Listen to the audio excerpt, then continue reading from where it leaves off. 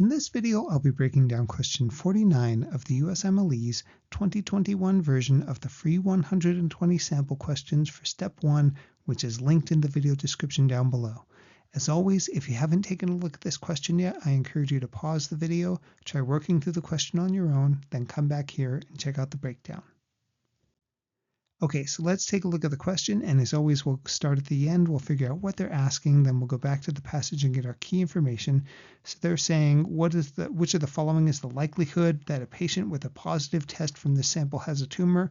Thinking about our main styles of question on step 1, diagnosis, association, mechanism, clearly not one of those, so this looks like one of our stats, biostats style questions. So let's figure out what we can get here, and maybe I'm thinking, okay, there's a formula I'm supposed to have memorized. I don't remember what it is.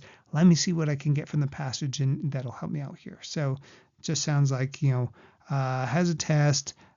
So new test, detect a tumor-specific protein, and then here's the results. So test result, positive, negative, tumor, absent, present. So if somebody has a positive test, what is the likelihood that they actually have a tumor? So let's think right away. So they're saying automatically we're thinking about people with a positive test. So I'm going to get rid of all this negative stuff here because we don't care about the negative test people in this. So I'm just looking at the positive people. What I know about likelihood is that's kind of a probability, percent chance, something like that. And so if I had to say what's the probability that someone out of this 60 people who had a positive test has a tumor, I'm going to say the people who have a tumor, that's 40 over 60.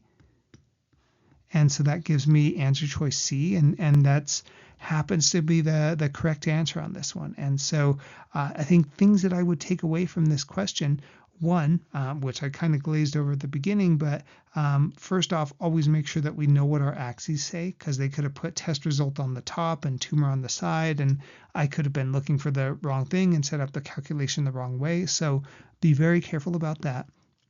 Two, if you don't have the formula memorized, do what you can with the wording to at least get to a reasonable answer.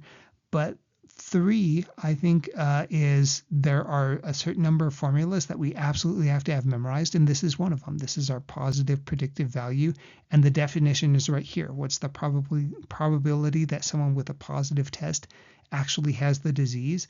And negative predictive value is the other one that we need to know, which would have been basically the true negatives over the total negative. And so these are two equations that absolutely we have to know.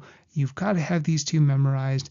If you don't, make sure that you make yourself a quick little study sheet that includes these equations, some other key ones like specificity, sensitivity, risk ratio, absolute risk reduction, relative risk, number needed to treat, number needed to harm. I think those are probably some of the biggest equations that you absolutely have to know. And if you don't know those, you're going to lose some points on test day guaranteed. So biostats, not a whole ton of different things that they can ask us there, but so because there's not a whole lot of equations, if you know those equations, you're almost certainly going to see them. So the yield of studying the biostat stuff is really high on test day. You get a lot of points out of not a whole lot of study time as long as you're familiar with these. So I hope this was helpful. If you're not strong in math, make sure you at least know these few formulas to be able to hit them on test day, and be ready for these. So if you like this breakdown, check out some of the other breakdowns in this series. And as always, I hope this helps you out on test day.